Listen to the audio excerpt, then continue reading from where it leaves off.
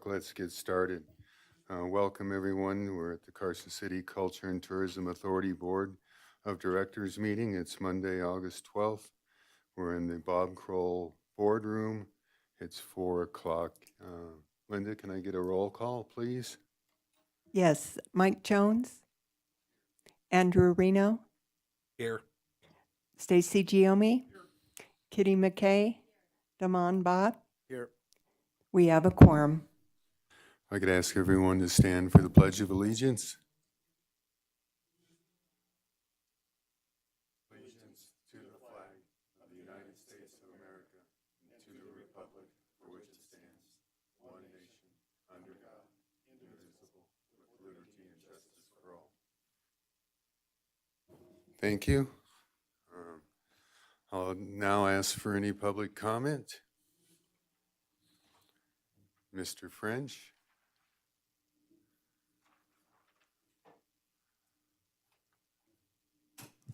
Thank you, Chair. Denny French, Carson City, Nevada. I just wanted to thank Eric for having given me one of the newest stamps relating to the new mural painting deal. I really enjoy it. I'm a stamp person, so thank you. And I look forward to seeing the other participants if that has opportunity. Thank you. Thank you. I have a comment. I'd like to welcome our newest board member, Andrew Reno. Welcome to the board, Andrew. I'm looking forward to working with you. Thanks for coming on board. Thank you. I appreciate it, and I look forward to serving with you. Thanks. Next, we'll move on to item 5, approval of minutes, June 10th, 2024 meeting. Any changes or additions to the minutes? None. If I can get a motion. I move to approve the Carson City Culture and Tourism Authority Board meeting minutes for the 10th of June, 2024 as presented. I second. Kitty McKay. All in favor? Aye. Opposed? Hearing none, motion passes.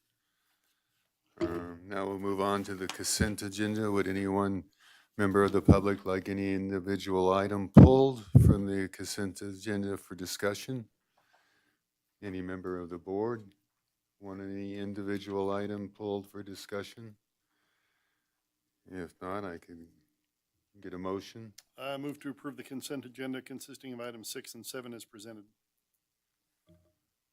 I'll second. All in favor?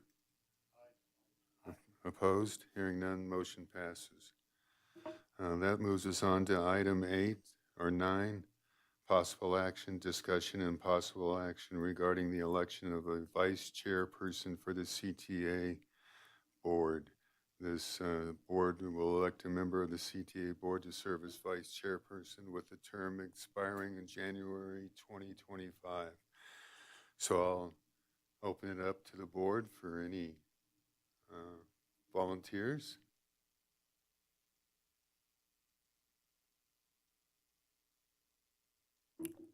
All right. Can I volunteer somebody? I'm just about to, so go ahead. Oh, well, go ahead. You're the chair. You go ahead. I'd like to, if he agrees, volunteer David Reno. I know he's new to the board, but I'm David. Andrew. Did you just insult me, Mike? David's his brother. All right. Go on, no. Yeah, I accept. If you want me to do it, I'll do it, of course. Any objections from the board? Was that a motion? I'm sorry. Did you make a motion or just a suggestion? I'm sorry? Was it a motion or a suggestion? It wasn't a motion, but I'll move to appoint Andrew Reno as vice chairperson of the Carson City Culture and Tourism Board of Directors with a term expiring at January 2025 CTA board meeting. Second. All in favor? Aye. Opposed?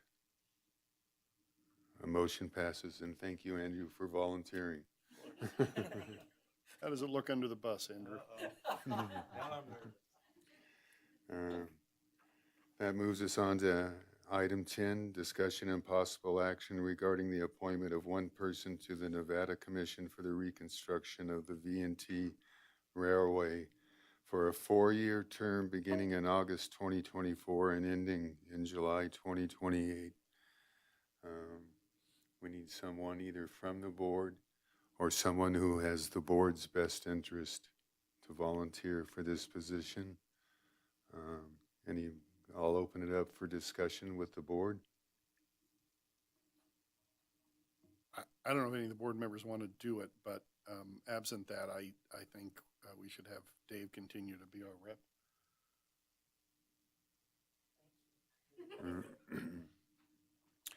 I didn't think, your term expired July 31st, right? Can we take this over to the city and have them open it up a recruitment? To this city? Or No, to- this is our position, right? I think, I think- Dave Peterson, for the record, I think what Mike is wondering is just opening it up, similar to how you guys do your boards and commissions. Perhaps, is that, Mike, is that what you're thinking? Yeah,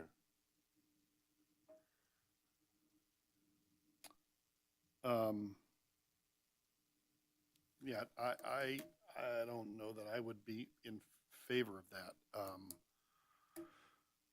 I'd rather have David do it unless I'm hearing that David doesn't want to do it. well, David, I guess I'll It's- ask the question. That was my impression. Yeah, it's not a question of not wanting to do it. I'm worried workload-wise with the two huge projects that we have coming forward with the cultural corridor and the adventure center. Just time. There are 24 hours in a day, Dave, and I don't know what the issue is. I'm leveraging those and the 7 days in the week. Let me just give you my thoughts on why, and we could open it up. The Board of Supervisors on our Thursday agenda is going to consider our single bill draft request to be for the purpose of having the state appoint an executive director for the V&T Railway Commission. It's the only commission in the state of Nevada. It's a state commission. It's not a local government commission. It's a state commission. And it's the only commission in the state of Nevada that does not have staff support from the state of Nevada. Now, I don't know what the outcome of that BDR is going to be, because there is a financial component to it to the tune of close to $250,000.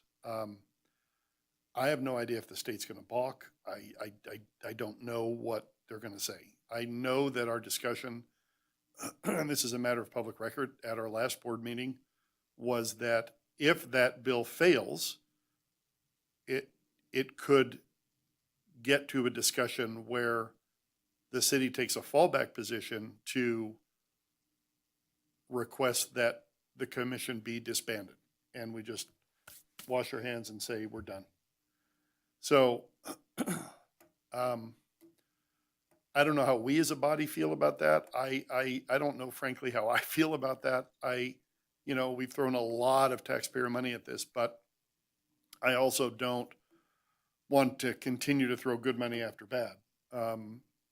And so it's a real conundrum for me, personally, as a member of the board and of this body. So it makes me feel more comfortable to have someone who is at least a little bit familiar with the workings of it to be on it during this period. So maybe, I don't know, maybe it's someone else in our office. Is there someone else in our office who could do that has some knowledge? I wouldn't want to put anybody else in Okay. the position, because on any given week, it's anywhere from 10 to 30 hours of my time, depending on where we're at during the course of the year, right? And you're right, Stacy. As the chair of the commission, I mean, I'm almost acting in that capacity as the executive director, to be honest with you, because everybody else is a vendor. But I do agree with you. Yeah, I would- I think, yeah. I mean, this is hard. I mean, it's a hard decision. I hope we're successful with the legislature. I mean, I hope we are. I know we have Story County support, but there's 15 other counties that are going to be asking for money too. And I don't know that they're going to want to come up with $250,000 that isn't in the governor's budget to begin with. So they would have to find the money. The legislature would have to find the money somewhere. So, well, or not, right, or not. And that's the fallback on our bill. You know, and maybe the answer is to not appoint you, Dave, or to appoint you and just have you not be the chair. I mean, you can decline the chairmanship. You can't be the chair now because you're off, Well, right? Todd can help me out here. Technically speaking, in talking to Michaela about that, my chair role expires June 30 of next year. Oh, next year. Yeah, so I pick back up. It's a continuation, right, Todd? I think because it's separate, I guess, from my actual appointment or term on That the seems commission. odd. But So you being chair has nothing to do with you being appointed to the commission? I don't get that. well, Todd, will you jump No, in and they're related. If there's no break in his service, then he would pick back up as chair. If there's a break in his service, then, or he gives notice that he declines the chairship, then you know, the VNT would have to appoint a new chair. Well, isn't he our appointee now? Are you not our appointee right now? technically my term expired 7/31/2024. So it expired at the end of July. Okay, so then your chairmanship would have expired 7/31/2024. How can you be chairman if you're not on the commission? Well, I did ask that very question, and it sounds like if I was to be reappointed, it's like I just pick back up, But I thought- basically, The chair position in June 30th next. next year. So when I talked to Michaela about it, yeah, I just sort of Well, that's kind of a resumed. head scratcher. Everything with the VNT is a bit of a head scratcher, quite frankly. Yeah, I don't think we've asked Michaela the question of if you're reappointed today, would you pick back up? Or effective, is the VNT going to have to reelect a chair anyways, since your term has technically expired? That I did ask that direct question, knowing that this particular agenda item was on today's agenda, and the answer was, yeah, I would just continue my chair role through June. And at that point, of course, we could elect a new chair and vice chair and all that good stuff in June. So, you know, if you guys would like me to do it, I will do it, because I think there's too much at stake. Yeah, moving forward, and I am at a bit of a disadvantage as it relates to the BDR, only because three of us can't be involved in the BDR, and so Stephanie and Clay, Stephanie representing Board of Supervisors, and of course Clay Mitchell representing the Story County Commission, they're the ones that are taking the BDR forward, and I completely get that, right? Just we have rules, open meeting law rules. So Todd's, what is the, Well, once the BDR is written and we approve it on Thursday, then you can take it up at a commission meeting and take a position on Yeah. it. Oh, for sure. No, I just meant three of us can't. No, I get it. Yeah, Right. No, outside I of the, understand. yep. I Yeah. understand. So yeah. So I mean, obviously this has been a great week and a half or so just to kind of be caught back up, since Yeah. I am not on the commission, so I understand where things are coming from. So that did help me greatly. But yeah, I think under the circumstances to see that part through, and I think that's the right answer, because Yep. Stacy, you're right. Of every state board and commission, we're the only one that does not have actual staff. I mean, Everybody's a I vendor. really think it could, I think it could make a difference, particularly if it went to what is it, Tourism and Cultural Affairs? Is that the Department. Department of Tourism and Cultural Affairs. Yeah, at the state. You know, if they appointed an executive director that sat under that group, I think maybe things could be a little bit different. They could, Sure. you know, perhaps use more of their skills to, as opposed to having it be a part-time job. Right. You know, like it is for you and everybody else on the commission. Yeah, and it um, is. It's a team effort with the five of us. And, for sure. you know, Dave, I Yeah. mean, I think if we're gonna know fairly soon into next year, maybe not fairly soon, but I would think by March, April, maybe May timeframe, what kind of a chance it has. And you can always resign. You can resign. Oh yeah, no, I mean I don't want to do that to this board. Well, no, you could do it and we would reappoint. You could resign and then we would open it up to the public perhaps and Sure. you could reappoint, you know, Yeah. I mean, For a minute there, Stacy, I thought you could say he could resign and then you'd reappoint him. oh, yeah, you could. And then we'd make you an indentured servant. So I guess this is a dumb question, but there's no stopgap. That if he re-ups, he's in for the whole 4 years unless he resigns. Right, Yeah, because it's a 4-year Something term. changes with the board. right. Yeah, I'm. And you know, who knows what who knows once it gets to the legislature, who knows what could happen? I mean, maybe, Yeah. I don't know, they could dissolve the commission and give it wholly to tourism. They could completely very dissolve the well could. commission. Yeah. And Yeah. give the whole thing over to Department of Tourism. And I don't see them doing that, but Right.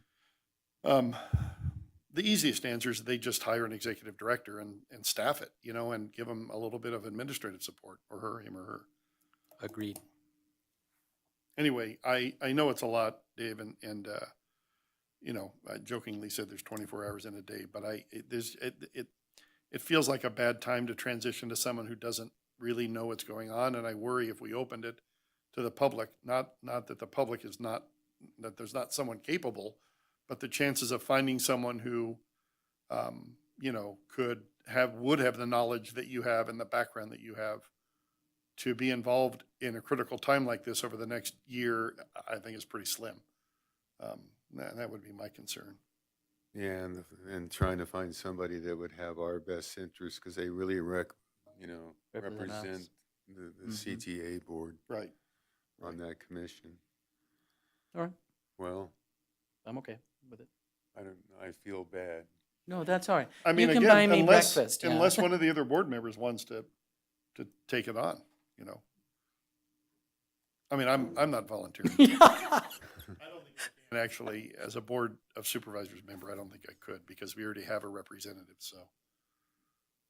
Stacy, I looked into that and I could? I think you could. Okay, well, that's a shame.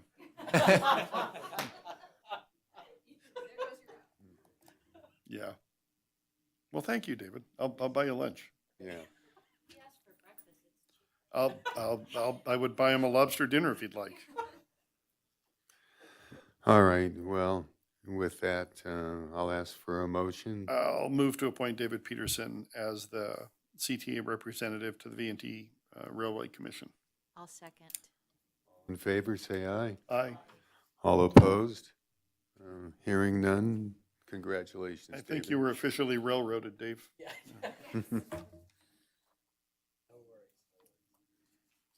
All right, that moves us on to item 11, presentation and discussion regarding the 2024 Steadiness Pater Carson City ride held in May of 2024. David, you want to do the honors with Carlos? Yeah, of course. Yeah, I was super excited to have Carlos Perez, who owns and operates Bike Monkey, who put on an amazing race again this past May. And Carlos, if you're comfortable, I'm just going to turn it over to you. And if you just let Lydia know when you would like her to advance the slides, she will handle everything on our end. Yeah, that sounds great, David. So I don't currently see the slides. Oh, they're there. Great. Well, first of all, we want to thank Carson City for supporting this event. I think from the very beginning, you guys have believed in what we're doing, bringing the cycling event to the region. And, it wouldn't have grown without the support that you've provided because it's allowed us to have a lot more reach with it.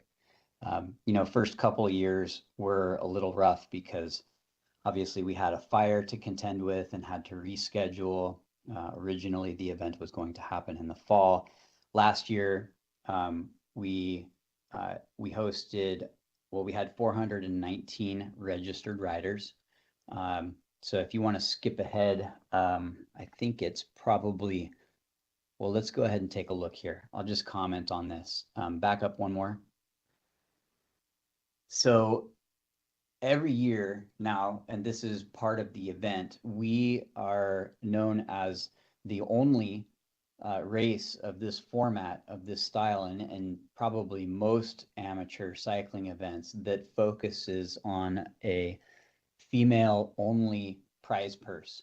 And as a result, we attract some of the top athletes in the sport to Carson City every year who contend for a cash prize purse of several $1,000s. And to Carson City support and Shimano's support, we're able to allocate a certain amount of funds from event registration revenue towards this end goal.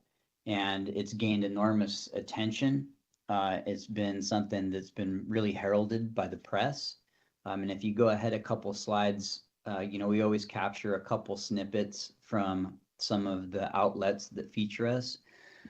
Bike Magazine and Velo Magazine are two very significant publications in the cycling racing world. And for the second year in a row now, they've featured this event and featured the results of it. And that helps with reach on a national level because these are international magazines. Carson City is an easy destination for folks who want to fly in to Reno and make the trip down. So this kind of press is a big deal, and it's a result of us really pushing for something that's unique in the cycling world, which is this women's prize purse. The men are competing as well, of course, but they're not chasing a cash purse. And the whole idea behind this, and this is something that Pete Stetina, who's the namesake of this ride, really has championed. And the logic behind it is that throughout his career, he has seen women's racing be underserved. And he's been, at a lot of the same events where the men are getting all of the attention and racing for the biggest purse. And in his mind, just make it equal, that we need to do something to elevate the women's race and kind of make up for lost time. And that's what this event is doing. And it's really shining in that regard. So it's a super exciting thing to be involved with and for my company to produce. And it's been really awesome working with Pete Stetina and the mindset that he brings to this sport. So if you skip ahead one more slide, you'll see a photograph. This is kind of our promotional poster photograph for the event. It really kind of captures the spirit of this event. Claire Walton is regionally a local athlete. She lives up in the Truckee area, but comes to this event every year and is a super strong athlete, usually up there with the top contenders. Off in the background, you can see the Eastern Sierra. And this is one of the new segments that we added last year, the Indian Hills single track segment. And it's just this super fun part of the course that people get to race on. What's unique about this race also is that we feature a segment scoring format. And you might remember this from last year, is that instead of everybody having to compete along the entire route and race the entire time, they're actually able to race specific segments, which allows them to regroup at the aid stations. And it really creates a lot of camaraderie during the race instead of just a constant race atmosphere. It kind of goes back and forth and just really changes the attitude that's brought to this event. So it's super cool. It's kind of a race of truth, so to speak, because everybody's really racing against themselves to try and achieve the best that they can. The typical race tactics are changed in this event. So it's another thing that the press really likes to talk about. The next slide is just a list of some of our other partners that are involved in this event. Orange Seal is an organization that makes sealant, pretty simple product, but they came in really big this year and helped us increase that prize purse for the women's pool. So we're always grateful for the partner support. Again, these events just don't happen without folks. So by the numbers, this next slide here kind of highlights some of the key things that we want to point out. So if you want to skip ahead one more, lists some stats. So we had a 47% increase in registrations this past year, which is huge and definitely trending in the right direction. Additionally, it was determined last year after the event that we no longer have a 500-person cap because the event starts and finishes in Carson City, and it doesn't impact Douglas County in the way that would trigger that permit requirement, since there aren't ever 500 people at one point in time, impacting a venue in their space, which was great news for us to hear. So we were able to raise that cap and increase the number of registrations that could participate. One other thing that was impactful last year, which I indicated in the previous presentation, and I'll just remind you of, is that there were two other conflicting events taking place that were kind of cutting into the potential audience of this event. One of those events decided to reschedule in order to avoid this one because of the press that we had gotten. Ultimately, that event actually was canceled altogether because they weren't able to get the registration numbers. Very different type of event in terms of how it's produced, but the same type of bicycle. So that conflict went away permanently. And another smaller event was rescheduled to a different day purposefully to avoid conflicting with this. So those were things that we worked on with those race organizers, and it had an obvious positive impact on our event this year. We estimate that approximately 750 people were present at the event this year. That's because of the typical party size being around 1.5 people. That simply means that if you're racing, there's a 50% chance that you're going to bring at least one guest with you, and it increases the number of total people participating in the event. And then we run an estimate to figure out how many room nights were generated. We don't have firm tracking on this, but we captured this information from our post-event survey, and it tracks similarly with last year. This total room night increase was a 30% rise in participation in hotel rooms.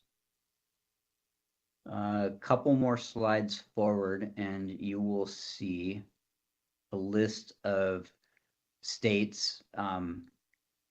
We kind of pull this out of our spreadsheet data to show all of the states that were represented. And, California obviously has a huge demographic. We've got the most people. So obviously are going to be fielding the largest number of participants at a race that's within striking distance of our state. But we're also bringing people from further away that are either driving or flying. When you start getting a couple states away, chances are people are getting on a plane and heading out. And, we're pulling folks from, Pennsylvania, that's a haul. People are coming a long ways to come to this event. So pretty great to see as well. Biggest increases are going to be the biggest states or those that are nearest. And yeah, so those are kind of the statistics on it. I touched a little bit on, what makes this event special. The next slide is a really cool picture of Pete standing at the start line of the event. This was the year prior. I didn't have a chance to put in a photo from this year. We have a huge list of our gallery of image assets that Visit Carson City, of course, is welcome to use and access, and they had put together a really cool promo video in the past. It generates a lot of buzz and excitement for the event. So those images are available, and Carson City is welcome to use those as promotional assets for other stuff, not just this event. It's part of what our arrangement is. And you know, helps shine a light on cycling in that area. Next slide. See, I kind of touched on this a little bit. One of the things that also makes Pay Dirt really special and unique amongst our events is the festival afterwards. And that post-race festival, some of you were actually there at the event, can attest. It's a really cool vibe. Fuji Park is such a neat place for us to have this event because of the grass and the shade. Just a super awesome venue, and we're able to do some cool stuff. We have these kind of post race festival games like a mechanical bull, a tire toss. You know, we're probably going to mix it up and do a couple different things next year, but it just keeps people engaged and it makes people want to stay at the festival. And these festivals are really where the experience cements for people. You know, they spend most of their day out racing or riding their bike, but then they come back and they gather.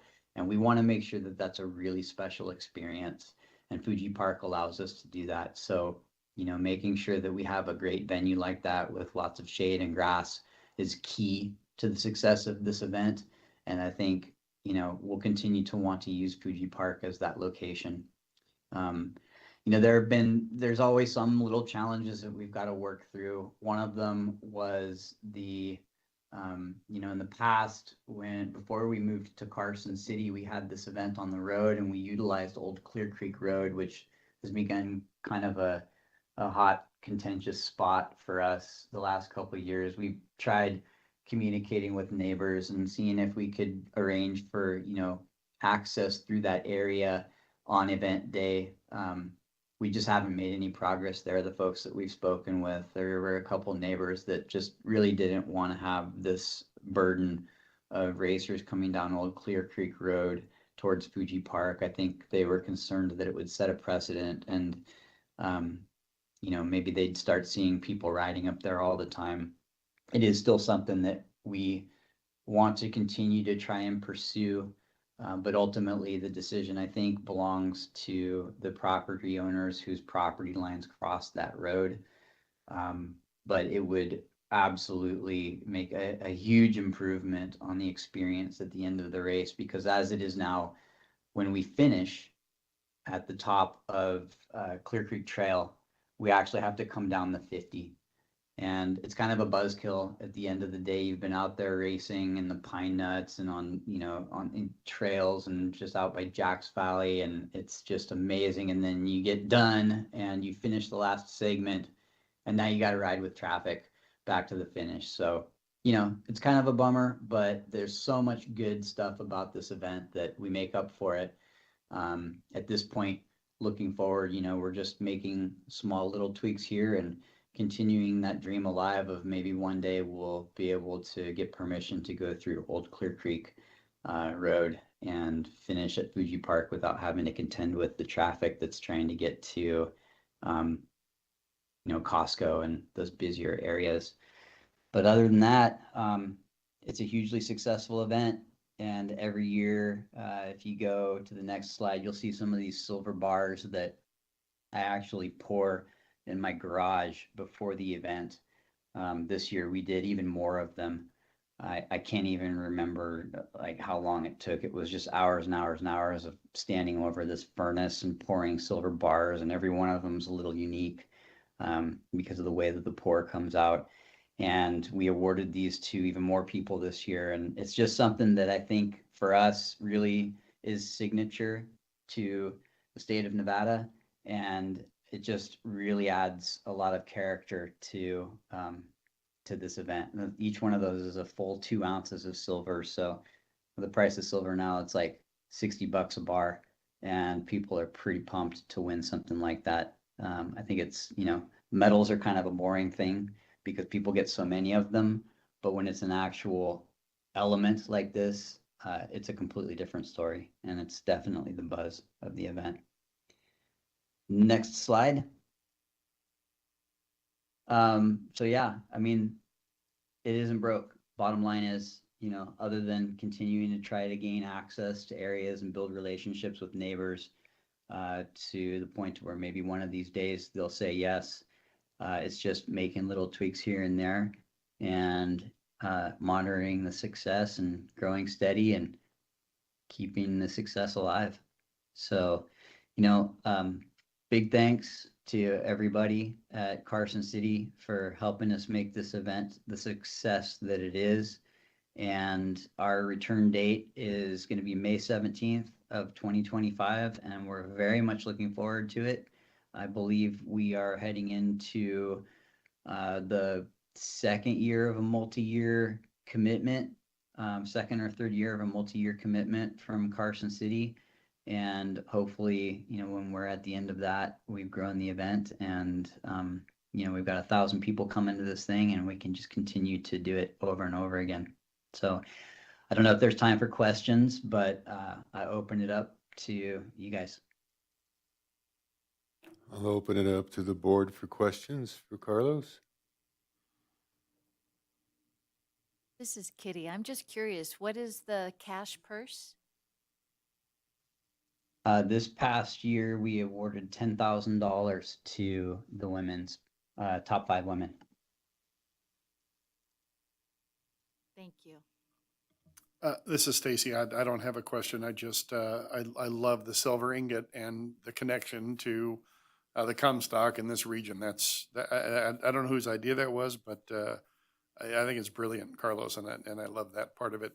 And, I think, as you said, that's something that no one else has taken away from any event that they're participating in. So thanks for that idea. Thank you. Yeah, I think a great event grew from the first year. Looks like it's on a positive trajectory. David, is there any way we can help with this surveying, especially room nights?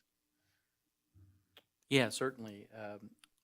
Carlos, could you maybe speak a little bit to what you do? Because this is a unique circumstance where Carlos actually does his own survey of participants, vendors, exhibitors, sponsors, and maybe just talk the board through how you come up with the room nights, so, your calculations. Would you mind just kind of high level telling the board what you're doing on your end?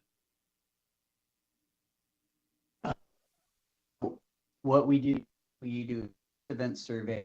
If they stayed overnight in Carson City, how many nights? I think we ask if they stayed in a hotel, if they,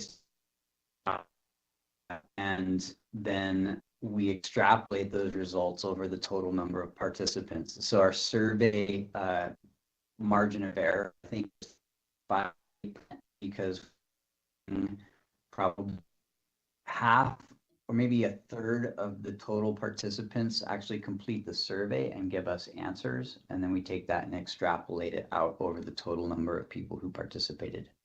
And then, so what we're doing is we're saying, okay, the average number of nights that people stayed in hotels was this based on the survey results. And then we take that average and we average it out over the total number of people who participated. And that's why there's a little bit of an error margin there. So it's an approximation. Carlos, thank you. You were breaking up there for a second. I just want to make sure, just to clarify, you said there's about a plus or minus 5% margin of error on what you're doing, right? And then when you said a third to half of, is it the riders who take the survey, you said? So a third to one half of the actual participants in the race are a part of that sample size. You were breaking up, so I just want to make sure I heard or we heard you correctly. Those heard me correctly.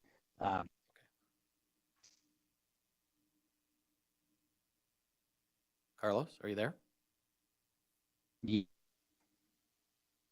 Hello? Oh, okay, you're back. Sorry.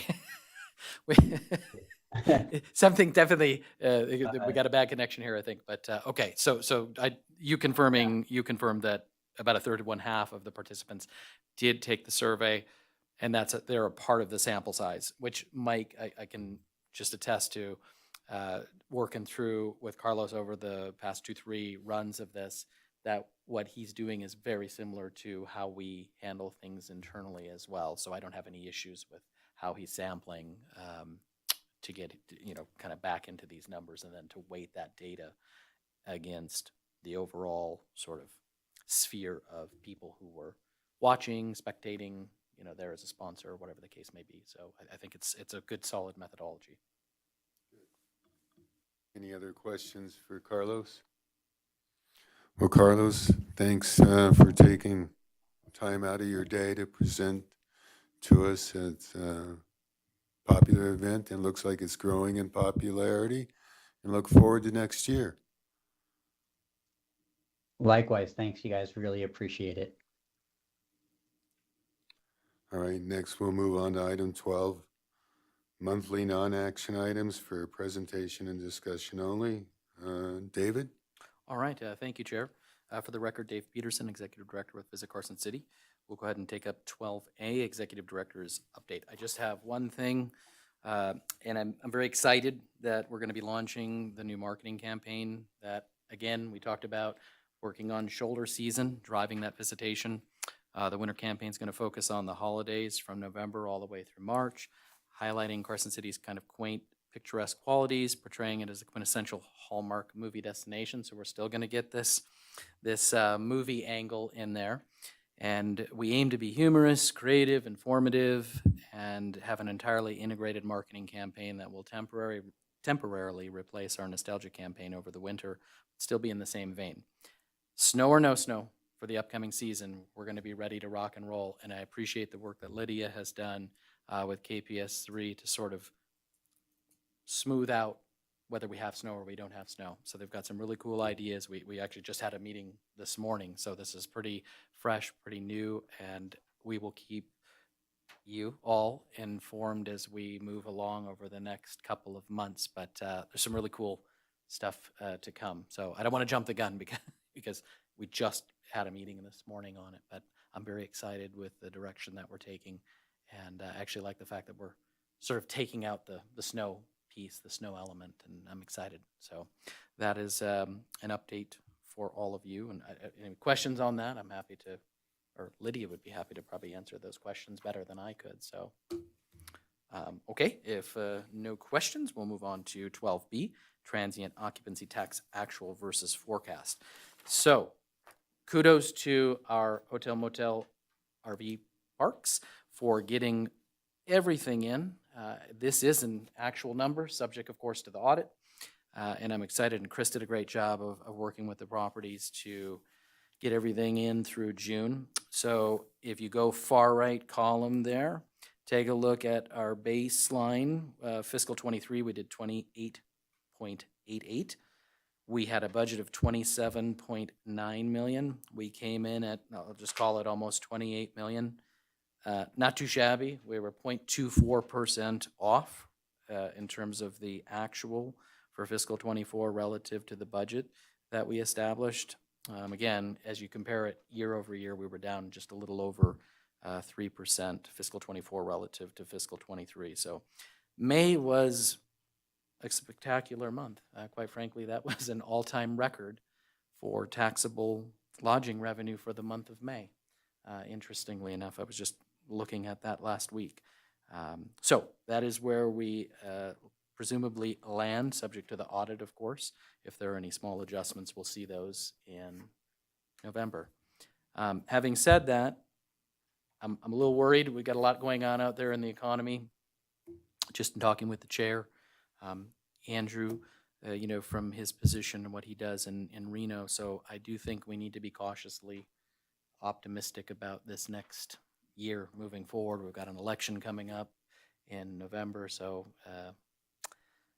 I think we'll just be careful, with our projections moving forward. So anyway, I'm happy to address any questions the board may have on our fiscal 24 actual numbers, if there are any.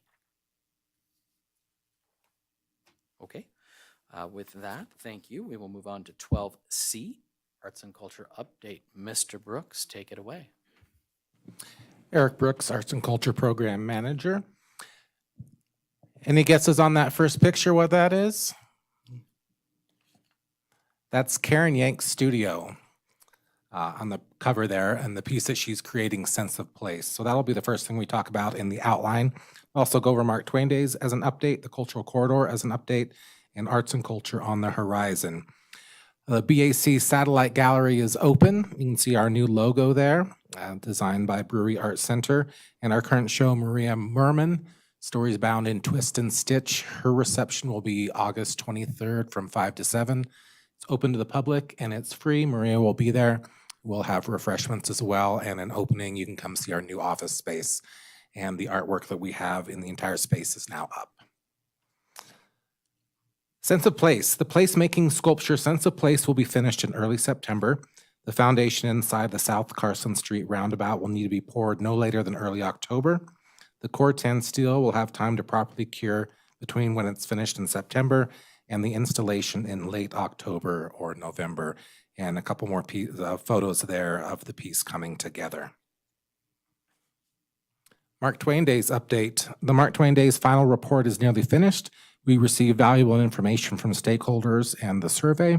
We are waiting on some further points of data to be refined before sharing conclusions and offering suggestions for improvement. So hopefully that will be next month, and we'll have a presentation from Spike McGuire, Executive Director of Brewery Arts Center.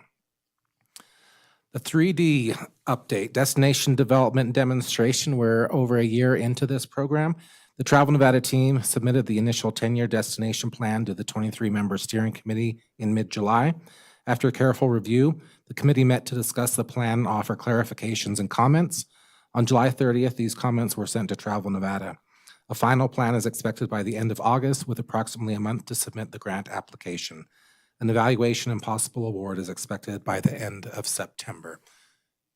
Any questions on that? It's a big project, and that was just a very quick touch on it. Any Eric, can I jump in clarifications? there Yes, for please. just one quick second? So the good news, you guys, is this. I thought we only had 2 years from July 1st, right, to be able to expend the money, first 2 years of the 10-year plan.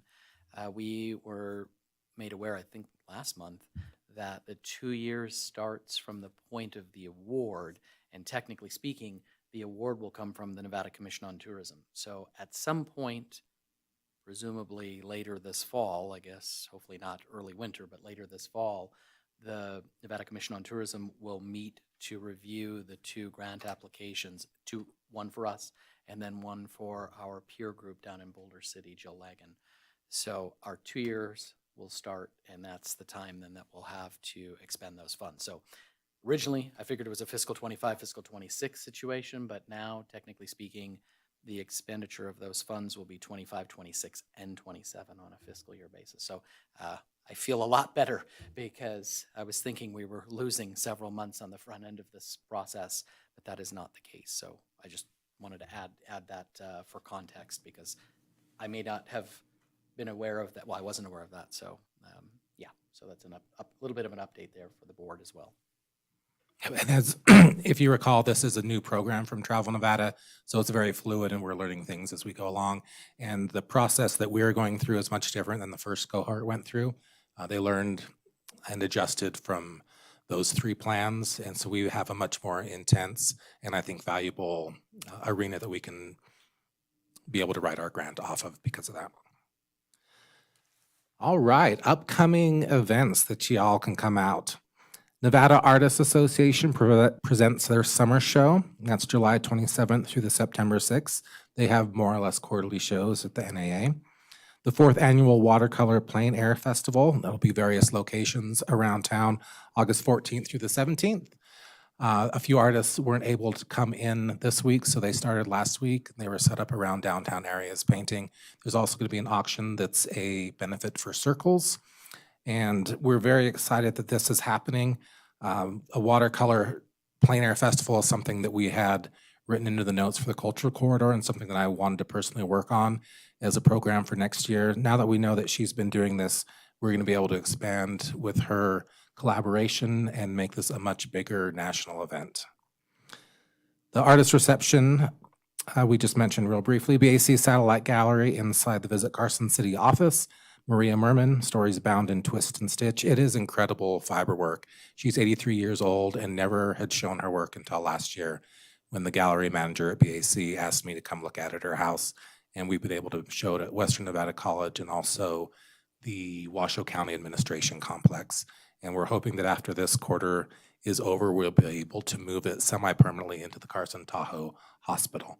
The pieces have a very healing sensation. She was going through grieving the death of her husband right before COVID hit, and so she created this body of work during that time frame. I really encourage everyone to come out and take a look and to meet her. She's fantastic. Then we have the Silver State Art Festival at the Fuji Park and Exhibit Hall, September 6th through the 8th. There'll be 40 artists from around the region coming to participate in that, along with a fundraiser for the Nevada Humane Society, and they'll be doing art classes as well. And then the artist reception for Bryce Chisholm at Brewery Arts Center Solstice Soliloquy will be September 26th between 5 and 7 p.m. And that'll be part of the Murals and Music Festival kickoff. Speaking of which, the Carson City Murals and Music Festival 2024 is coming back to town. We're super excited. We're going to be doing less walls this year. So right now we have 15 lined up, but they're much bigger. We'll be presenting to the Cultural Commission for approval of a piece by Eric Burke out of Reno for the community center, the south-facing wall. Hobby Corte will be painting on 323 Stewart Street, which is a new apartment complex. He's coming from Spain. He's been running a graffiti mural festival for 20 years. He's a big deal. He's from Pamplona, and he's excited to bring a Basque theme, which is his heritage, to tie in with our Basque culture here. And we're hoping to find him a second wall in Douglas County that will be a companion piece. So anyone that's going through Douglas County will shoot the QR code and then need to come see the piece here in Carson. Other standouts, Cole Eisenhower is coming from Utah. Brooke Brazil has moved back to the area, and we'll be working with her for the first time.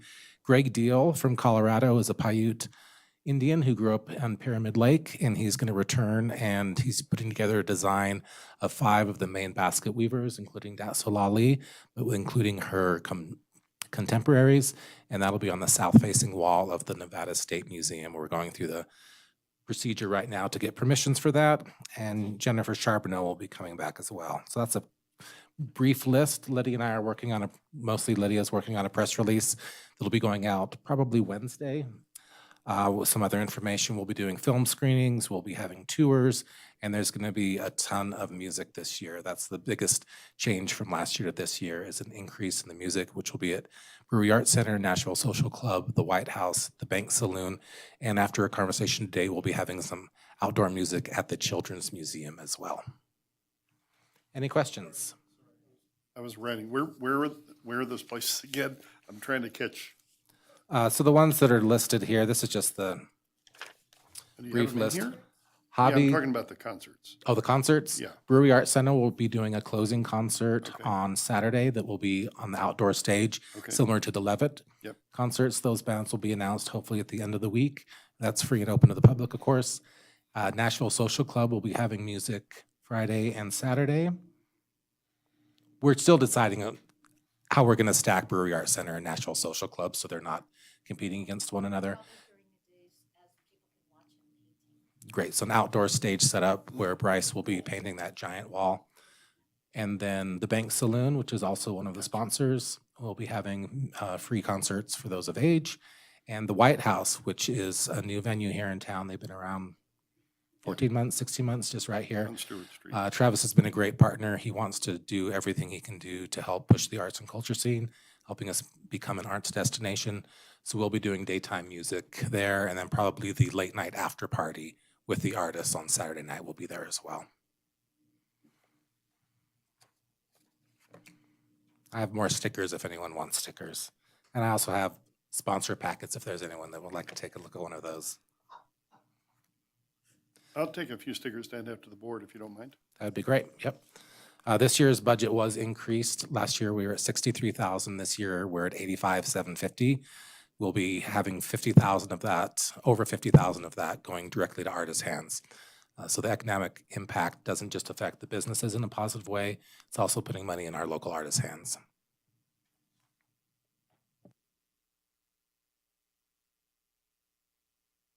I just want to thank Eric for doing an incredible job with our exhibitor gallery space because it looks amazing, you guys. He put a lot of effort into that. And I just want to remind everybody with our strategic visitor experience outline and guidance, one of our 4 competing priorities is a welcome center that is a place where travelers must visit before or after, before as they arrive or when they're leaving Carson City. And he's done an amazing job with that. And great job. And he's got some cool stuff behind for us as staff too. So it's turned into, I think, quite the nice space for us as staff, but most importantly for our visitors as well. So, in fact, so much so, people don't even think that it's our office. They think it's a museum gallery, or an artist gallery space. So, pretty cool. So, good job on that end. So, any other questions for Mr. Brooks? Okay. Thank you, sir. With that, we will go ahead and move on to 12D, Events and Sales Update. And I will be your Stu for today. Uh-oh. Click share down. Click share down. Okay.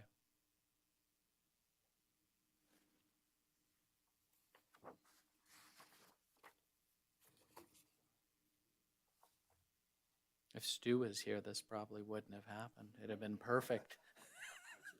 Yeah.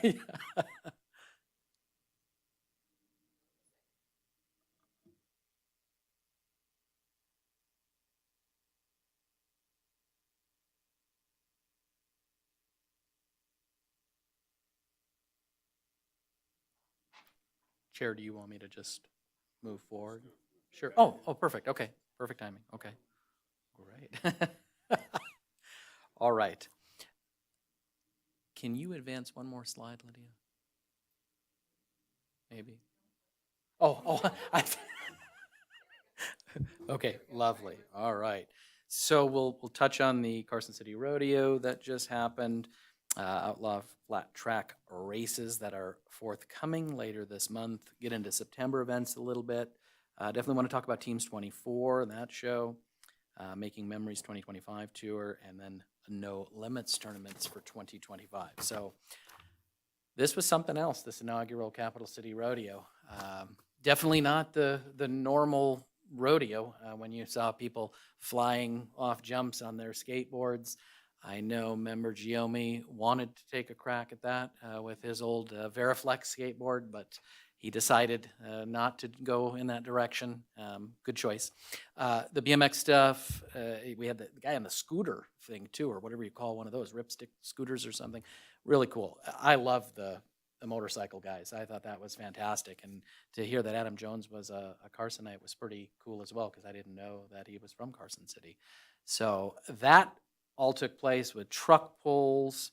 I can't say the Tahoe something show. I won't say that what it was really called. With the trick riding was really something else. And point of differentiation, because all of those events are something unique to what they did here in Carson City, different than the Douglas County rodeo. So about 400 participants. I'm just looking at notes here. 1,500 spectators. It was really something else. Obviously, we're going to have a debrief with Bailey and those folks, as well as Parks, Rec, and Open Space. But it was pretty cool. So there's a Friday, Saturday setup for this particular event. So. Was there a video in there? I'm so sorry. I didn't realize that. Okay. Maybe, okay. Let's play those, Lydia. Do those get bigger or? Oh, okay. And there goes Chair Jones.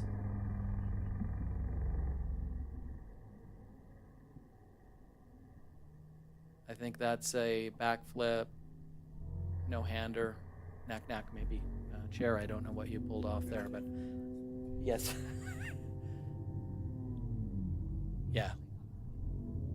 Yeah. Yeah, no, it was really pretty cool. Okay. Yeah, I don't know why that's running so slow. So Outlaw Frat Track Racing with Mr. Hansen, we've got that coming up later this month. 250 riders. This pulls all the people from all over California. So this is a pretty cool deal for us. We've got 300 tickets for the 2-day event have already been sold. So I see the stock posters and the giant wheeled billboards all over the place here, Douglas County. So Robert's got things up all over. So this is quite the event. If you haven't been to this, it's pretty neat. Coming up, NICA, the capital city. So that's the Nevada Interscholastic Cycling Association. Kids all the way up and through high school. We had 300 last year with some teams from Ely, Mammoth, Bishop, 1,500 plus spectators. I know that Nikki Peterson, no relation to me, is hoping to increase the riders this year as well. And I'm still holding out hope.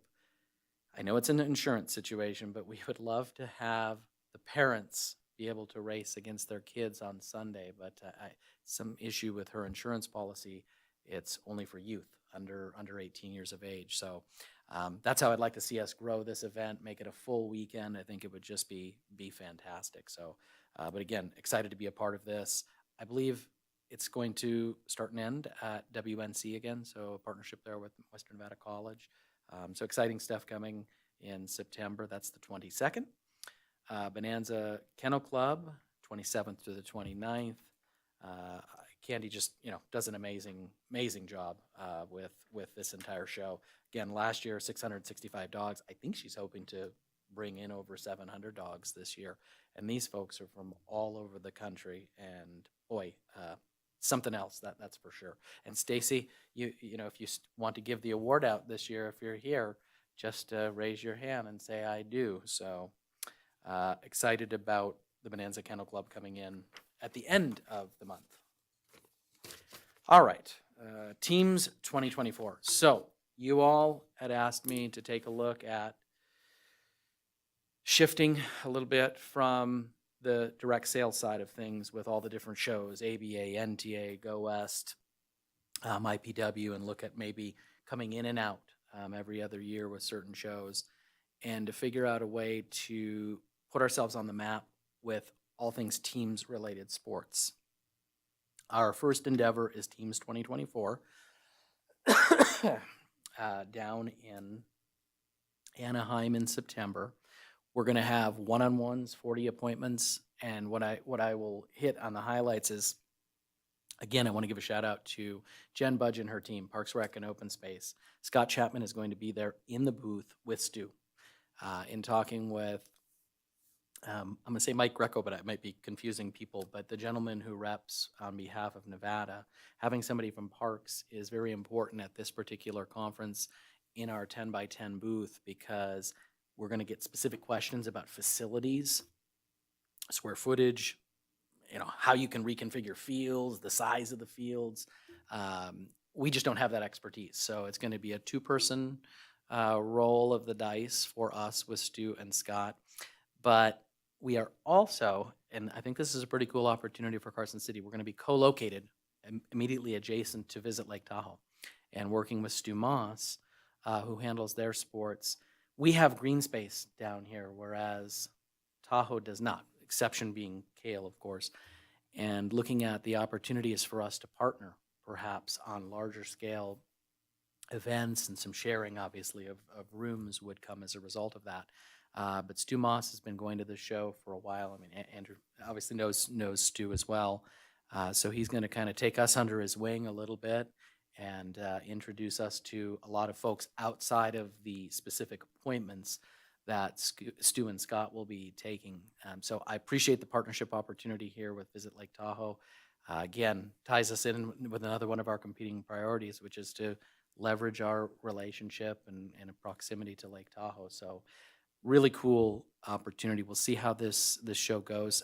Lydia is kicking butt on banners for the booth. We're gonna do it upright. 6-foot banners. We're working on a one sheet right now as well. Lydia, Zach's going out shooting video of any sports that we don't have, so we can do a loop video as well that'll just play the whole time.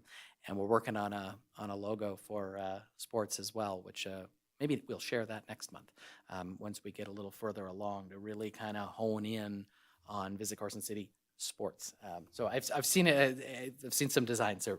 Lydia Kay did a really nice job on this. So very excited about the opportunity here, and just appreciate the partnership with Parks Rec and Open Space on this.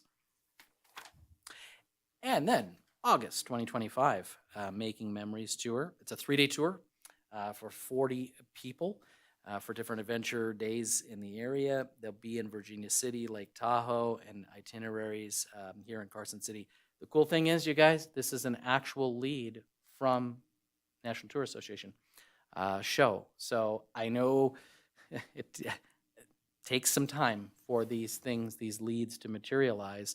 I believe this is from 2 NTAs ago, so 2 Novembers ago, where this lead has finally come to fruition, and these folks are bringing some motor coach tours here for us. So very excited to see this group come in next August. So yeah, it ends up being almost, I guess, 3 years later, but it's sales. Yeah, it really is. So, and then our last piece, No Limits Tournaments 2025. So this is an organization, Stu and Scott have been working with this group. They're based in Texas. They're looking to bring national games to Carson City in the spring and summer of 2025. It showcases really the interest that these new sports organizations have for Carson City. They see us as an ideal location. We're not a giant Los Angeles, type market, a smaller market, obviously, but it seems to fit within their wheelhouse. And I'm excited about the prospect of bringing these folks out from Texas. So I won't go in any further because, admittedly, Stu really has the full rundown on these folks. But it is a very cool opportunity for us next year to break into the Texas market for little old Carson City. So good stuff. And I am happy to answer any questions that the board might have on the events and sales front, if there are any. Okay, hearing none, we will conclude with 12E, Marketing and Public Relations Update. Lydia, take it away with all the really cool stuff. Oh, thank you. Again, bear with me here. This has been fun.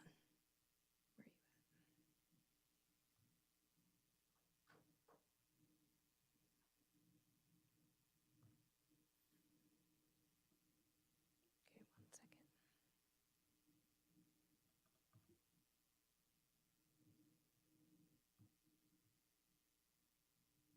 Feel good? 1 second. Yeah, okay. Now we're good. Okay, Okay. thank you. I didn't want to lose my notes, so appreciate that. All right. Well, we're going to dive actually into a fiscal year 24 recap of our web and digital, and then as well as our top candidates that we chose for the Carson City to Canada Quest. So I'm going to go over some high-level numbers for our web and digital media recap. I'm happy to answer any questions for anything detailed. But to kick off our paid digital and our web highlights, we had a great year for increasing our digital presence overall. So our website visits increased by 34%, with notable increases coming from paid social and from paid search. We also significantly increased our newsletter signups and successfully launched the Carson City to Canada Quest PR campaign. That led to that landing page being within our top 4 most visited. Our paid social media ads were key and a key element in increasing our lodging referrals by 71% year over year. And additionally, we increased our click-through rate by over 35% and decreased our cost per click by 21%. So that was some very exciting numbers to see through our paid social campaigns. Obviously, you can see our impressions were massive over that year and with that spend. Wanted to give you some insight and a peek behind the curtain on what our top performing social ads were. So we have a myriad of ads running at one time, but we have one that's always dedicated to newsletter sign up, one that's boosted organic content that we're creating in-house that resonates with our audiences at the time, and then also one that's promoting lodging that is a remarketing campaign. So here's the one for our newsletter sign up. It says, be in the know. So when adventure calls you to Carson City, you're ready. So they're short and simple, and there's not a lot of long form content when it comes to ads on anything paid social. So these are quite short. You've actually seen this observatory reel before. It continues to just garner view after view. So it says, did you know the public can explore the night sky from Carson City? And then directs you to read the caption on how to attend our Saturday night star parties at the Jack C. Davis Observatory. And then our lodging reel says make epic memories or stir up moments. Carson City's here for it. There's no time like the present. And that's actually Zach in that cool little moon photo. Just fun facts. So our paid social media highlights for TikTok continue to perform really well. I think our secret sauce here is continuing to partner with the same influencers on TikTok to reach their audience repeatedly, and also it's helped increase our audience on TikTok as well. TikTok is a hard egg to crack, that's for sure, when it comes to tapping in, really being a voice on the platform. So utilizing other influencers who already are a voice on the platform has done really well for us, and our ads have performed great. So Shelby's content that we have boosted garners about a 2.3% click-through rate, where the industry standard is usually around 1. And if you're really, really good, you're at 3. So we're quite happy being there right in the middle at 2. And you can see there's 151 shares from her content that we have. So that means that they really like that content and they're sending it to their friends to look at too. All just talking about Carson City. So we really try to bring her, because she used to live in Truckee, and now is a full-time camper life girly and travels the country all over. But she has a strong base up in Tahoe, and that's really an audience that we've been trying to crack and bring more awareness of, as you know, of making us a regional hub. Our Google ads continue to focus on boosting lodging referrals and driving overnight visitation to Carson City. So we increased those lodging referrals by 80%, even with spending 10% less than we did the year before. So though our clicks are down just slightly, we saw an increase in our click-through rate. And because we spent less, we changed our strategy from being a branded search to more targeting keywords for trip planning specifically. So we had a little bit less impressions, but that means that we reached a more engaged audience with less money. Our organic search, so those ones that we're not paying for, we did a lot of refining starting in February with KPS3. So we focused really hard on SEO. We've presented an SEO plan. We just refined the SEO plan for this year, and refining our blogs on top of this search campaign really has served us quite well. So since then, we've seen a 36.4% increase in number 1 rankings. So when people search, our website is the first one that comes up. And then also our most notable keyword to the number 1 position is Carson City hiking trails. And our organic web visits also increased, which led to an 86% increase in lodging referrals alone. So very excited to see those numbers. Lydia, can you go back? Yes. How could all of those have the same previous position? Because they are different searches. So when people are searching Carson City trails, then we came up into number 6. So then when they said Carson City hiking trails, we were previously number 6. So those are the actual keywords that are coming in. So they're not grouped together. Those are all individual searches. Okay. Any other questions? All right. And then Ripe. Ripe was introduced in January of 2024. So that gave us the ability to book hotels on our website. It has not been without its trials and tribulations that we are still continually working on. So even though we still garnered 378 booking referrals through the platform on our website and 30 lodging bookings, we really feel like we can increase that. We're continuing to work with the partners and the lodging properties to make sure that all of this information is correct. So this is a work in progress continuing, and we're assessing everything internally. But these are the numbers that we've seen so far. And public relations, we had a great year, thanks to the Carson City Canada Quest specifically. But I do want to go back to our original PR scorecard that when Nicole was here, she helped present to us as our goals and how we were differentiating now and moving forward, that we aren't focusing on publicity value. So PR obviously is not a science, but it does help us in pitching to publications and journalists throughout the year. So you'll see that we'll miss some of our goals, but I'd like to focus on our tier 1 features. So those all features are articles that were specifically about Carson City. And so you can see 59 tier 1 features. We blew it out of the water with the Carson City to Canada Quest. I would say I think 80% of those were Carson City to Canada Quest. So we are thrilled to see where that campaign took us and continues to take us, and overall to even have 478 features is amazing. And so a huge kudos to Nicole and their team and all the work that they've done this year. I think they did a wonderful job. So we'll take those features all day over mentions, but you can see that our mentions in these next couple slides were also in major publications as well. So our tier 1 mentions were wonderful, and we'll continue to probably even this scorecard out as something like the Quest kind of dies down a little bit in the press. But overall, we're pretty thrilled with what we've seen. Even those total mentions of almost 200, we're very excited for. And we always have the full media log for you to review if you'd like to ever comb through and really see every single mention that we have. So here are some of the key placements that we had through SF Gate, Reno Gazette Journal, Diablo Magazine, Lonely Planet, the San Francisco Chronicle, and Fox 40. And then our mentions, we had some really great topics that we were mentioned in for some of these articles, like top 10 of the top U.S. lake towns to visit this summer. We're mentioned in the railroads, 25 places to visit in Nevada. What the Capitol building looks like in every state was a really interesting one for Business Insider. And then our media fams have also been a key to also getting some of these major features and mentions. And so we had 9 major fams and influencers that we brought in through our own efforts, also some with the Reno Tahoe territory. And we've really been thrilled with everyone that's come in. And that is our FY24 recap. Before I jump into the Carson City to Canada Quest, are there any questions I can answer there? All right.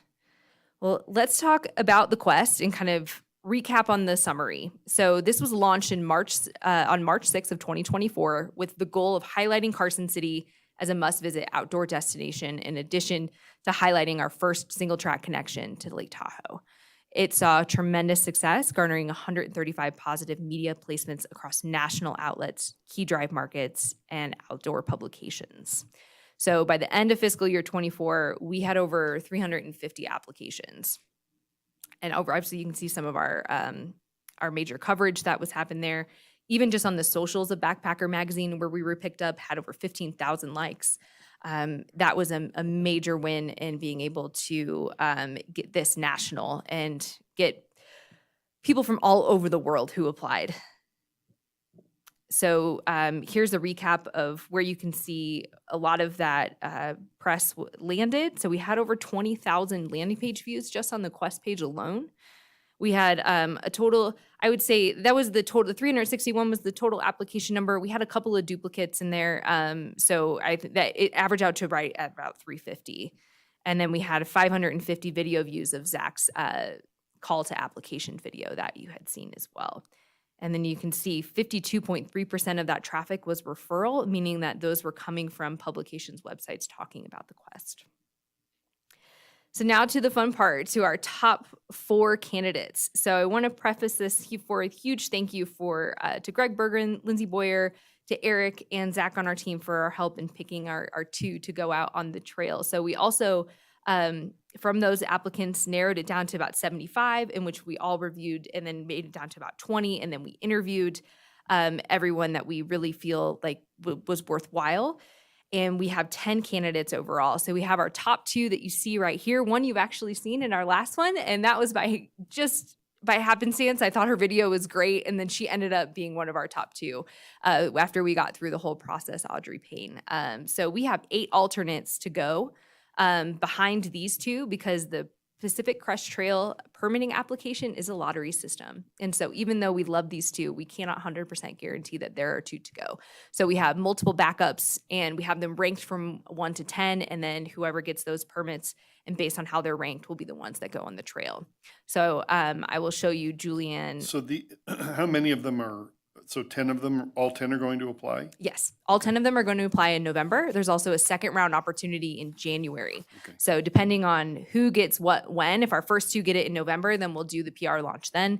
If say Audrey doesn't get one, but Julianne does, then we will wait until after the January process to do our large launch. We're even debating, depending on how obviously the election goes and the holidays, we might just wait until January to launch our announcements anyway. So we've got lots of contingencies. There's lots of moving parts. We're in talks with the Pacific Crest Trail Association to make sure that we've got all all of our ducks in a row for the permitting process. And a lot of these people are experienced. They wouldn't give us 2 slots, huh? They said, before I even opened my mouth on the first phone call, they said, I hope you aren't expecting any special treatment. And I said, we would never.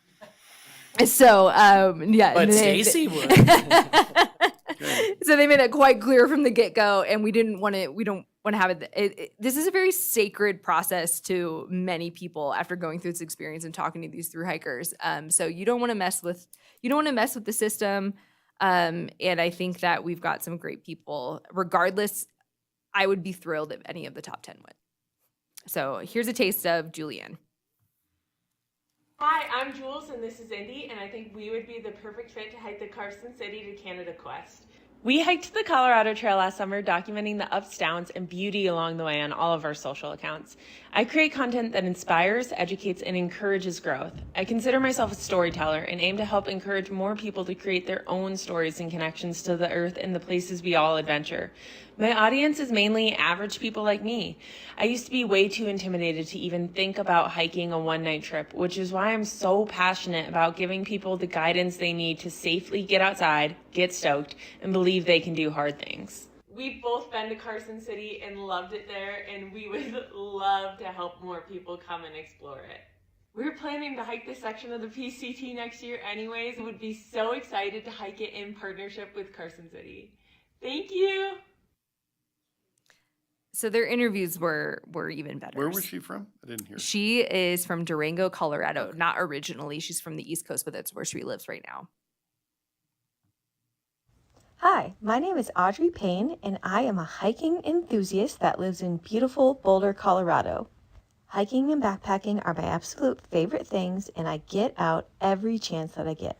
A few years ago, I hiked the Appalachian Trail from Georgia to Maine, and it was absolutely life-changing. I loved every second. Since then, I've gone on to hike a bunch of smaller trails like the Colorado Trail and the John Muir Trail in California, the Foothills Trail in North and South Carolina, the Wonderland Trail in Washington State, and I've even gone international, hiking down in Chile and Patagonia. I'm comfortable hiking in all sorts of environments, from the desert to the high mountains and everything in between.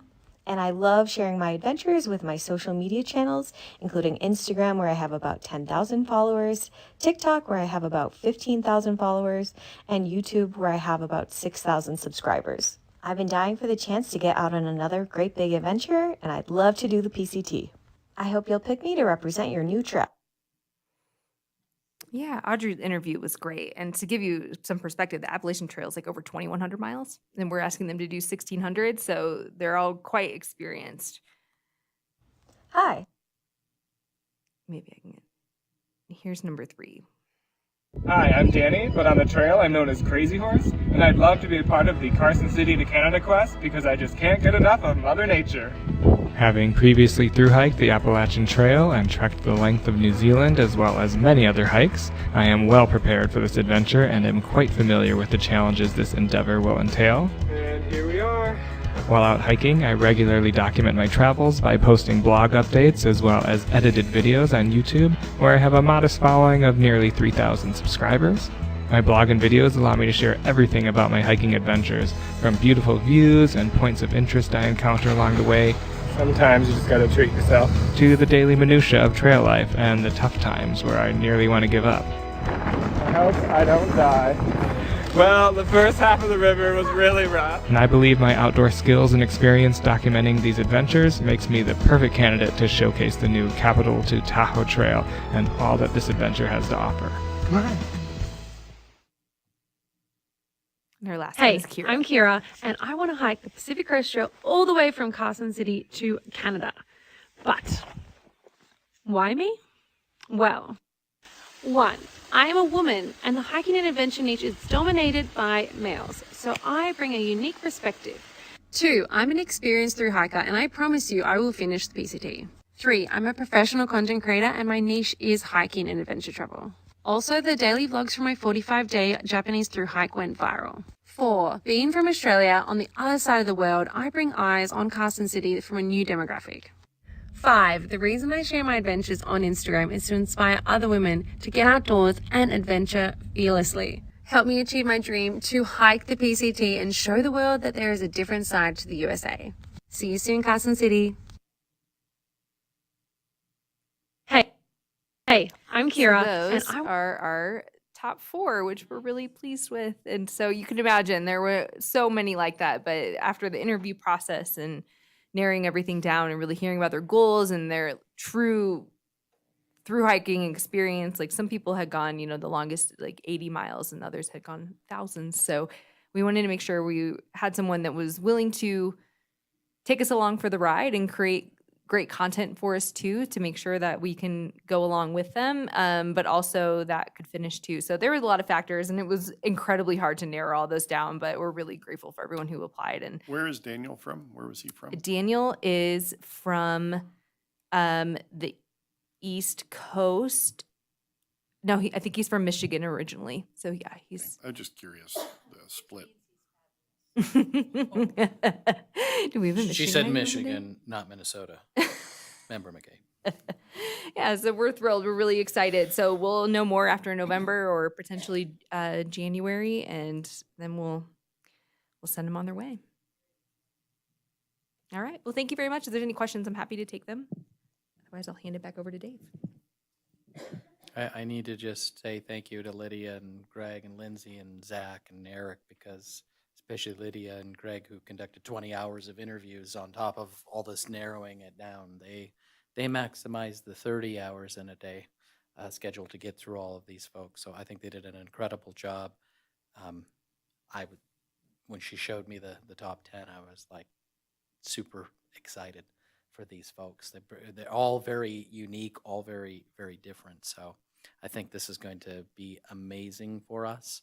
Hopefully our top 2, I know we don't control the outcome there, but hopefully they can get permits, because they're going to bring up a lot of attention to Carson City. So I'm excited Good about that. choice. I thought they were all very good. Yeah. Good presentations. Yep. No, for sure. So thank you. Good work. Yep. All right. With that, we'll move on to 12F, future agenda items. Does anybody have anything they would like to be? Yes. I'll just bring something up that I was going to report on from the Board of Supervisors as well. In working with selecting a designer for the Centennial Park project, the softball fields, we've had some concerns brought up about the use of artificial turf or synthetic turf versus natural grass. And so the contract that we had for the design of Centennial was tabled, and it's going back before the Parks and Rec Commission. I don't know that, do you staff that, Todd, Parks and Rec?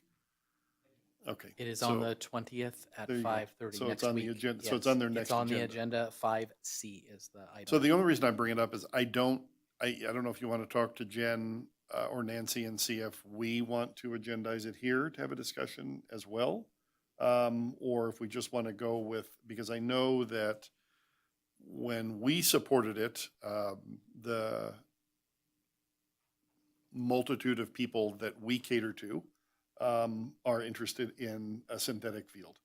The components of that are positives for the folks that work in the sports management arena and in the hotel and motel industry. So, I don't know if we want to bring that back here. That money is earmarked from the CTA for recreational facilities.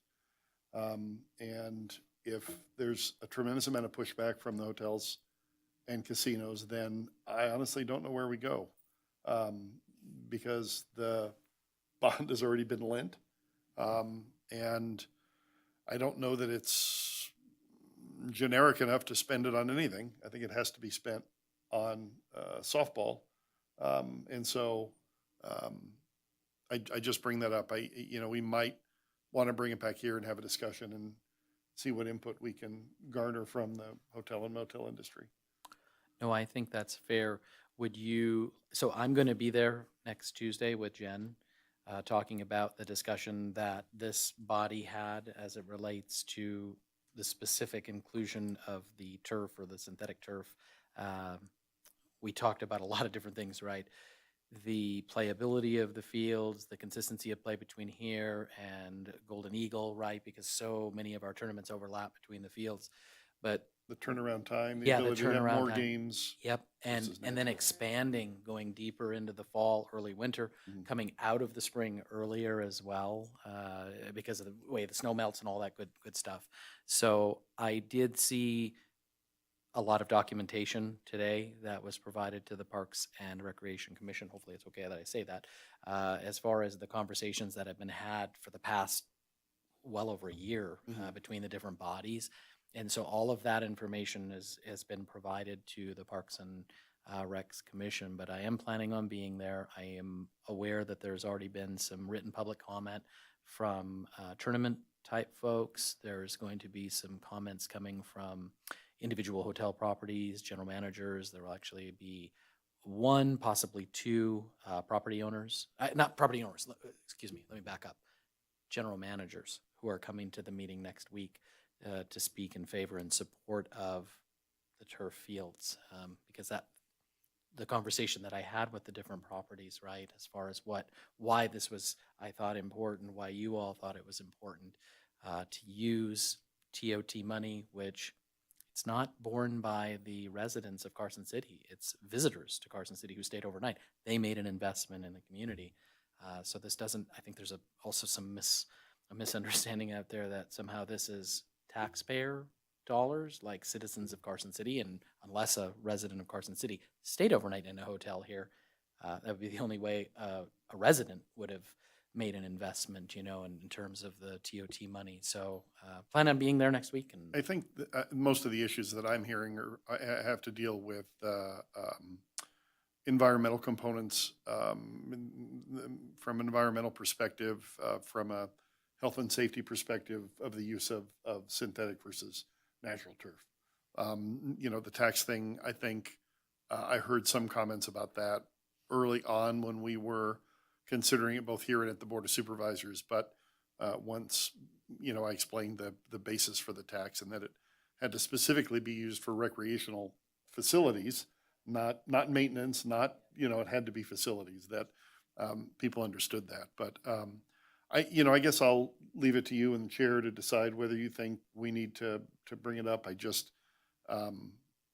perhaps it'll be resolved enough to your satisfaction or your two satisfactions. I'm willing to let you do that. And if not, then maybe it does need to come back here if you think there's still some question. And there's enough time between the 20th and our next meeting in September. Certainly. And again, I don't know where Jen would be in terms of timing, if that is even, possible. that gives her the time to even have us consider it. Yeah, no, I don't disagree with you, Stacy, at all. What is the process after the Parks Commission meeting next week? Would this design contract come back to the Board of? I don't know the answer to okay. that. I Okay. mean, I think it depends on the outcome of that meeting, and the mayor sets our agenda. So we as board members don't really have input to our agenda or how it's set. Okay. So the mayor sets the agenda with advice from staff, and I don't know exactly where Jen is in terms of timing or whatnot to be able to, I suspect that the goal is to have the Parks and Rec Commission make a recommendation to the Board of Supervisors. I don't know what that recommendation will be. Right, Obviously, right. we have to wait and see what the testimony is, and then based on that recommendation, I would guess something would come back to us. I don't think the firm that was mentioned is locked into one kind of design or the other. I mean, I think it would be whatever the board decides or the contract. If we tell them to design synthetic, they'll design synthetic. If we tell them to design turf, they'll design, natural turf. So I don't think that is as big an issue as determining which direction, we're going to go and giving the public and our hotels an opportunity to weigh in. So, yeah. No, I like where you're going with that. And my other item, I'll bring up on item 13. Okay. Any other future agenda items? Any other members of the board would like to see next month? All right, hearing none, we'll move on to 12G, upcoming meeting right here, 4 p.m., September 9th. And with that, I'll turn it back over to the chair. Thank you, David. We'll move on to item 13, board comments, announcement, or request for information. Anyone? Yeah, I just wanted to mention that the Nevada Association of Counties, NACO, is holding, I've mentioned this before, their annual conference in Carson City on September 24, 25, 26. We're holding it here in the community center. It is the 100th anniversary of NACO. And I happen to be the president of NACO this year, so it's fitting that the event is here in town. I don't know if they've reached out yet to have you do a hotel Everything, yeah, so Stu, I can comment if it's okay.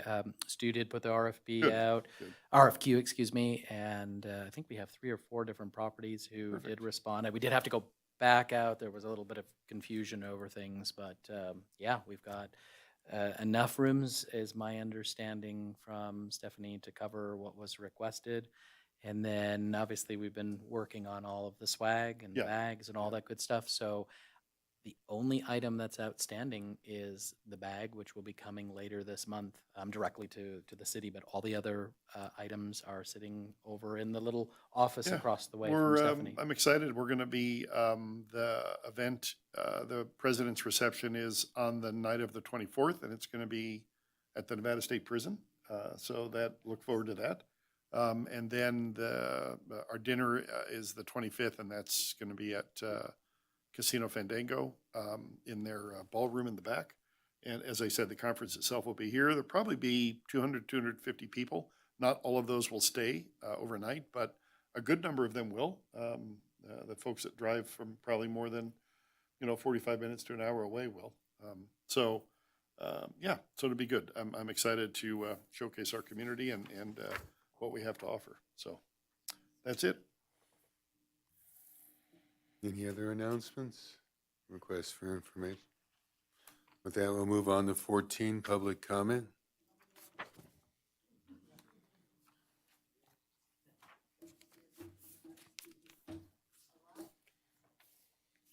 Thank you, Chair. Denny French, Carson City, Nevada. I'm here to applaud everything that I have seen and heard of all the effort put in. I am very disappointed that you would put money before environmental and personal health of this community, and money, wherever it comes from, cannot clear your water up after it's been polluted. It cannot redo your earth after it's been killed. It will not redo the health of the children that will be exposed to extreme temperatures and biological issues as far as infections and such related to. And if any of you would have the opportunity to read the 150-page review that was done by one group of trustees about whether it's going to be more efficient, less maintenance required, less water required, less entertainment considerations like, okay, the grass is going to be perfect this day or that day. Wrigley Field, other fields that have been in the works and many tournaments and many activities on them have held up for years. In the life of a full-term artificial turf, which is about 8 years to 10 years, it will not keep the costs down like it's being sold and suggested. I'd suggest that it's pretty and it makes for whatever, but it needs to be vacuumed, it needs to be deodorized, it needs to be sprayed with chemicals just like a regular field, plus those for those bio things that the earth normally would take care of by being watered through and down to the ground level. The considerations should not be where the money comes or who's going to be impressed, because those people that are being impressed are not looking at the NFL teams that are asking for artificial turf to be taken out, or the schools that have now started taking artificial turf out, or the countries and states that are not even allowing it. It's even disposing of it after its full term. The weight of that material and the having to put it in special locations in some states that will not allow it in their regular landfills. The water runoff of that will be contaminated with micro and other issues as far as plastic itself breakdown. The crumb tire effect has hit lead in it. They tell one manufacturer suggests, not in this study I'm referring to, and I will have that information for the parks, and I will have it also for the Board of Supervisors, suggests that that material, they said, hey, this is how you handle it. You tell your kids, don't get it in your mouth. You tell your kids to shake off before they come in the house, not at the house or after you've gotten in the vehicle, but before you get in the vehicle. You don't want to take that home. It's so toxic. So I appreciate the extra time, but you brought it up, and I was hoping not to have to. And because I thought y'all would want more knowing before you make a decision based on, oh, this is pretty. It is not. If you look at the facts, you will find it's one of the ugliest things we could do to our environment. And I'm looking to talk to the trustees, the school board, and let them know as well.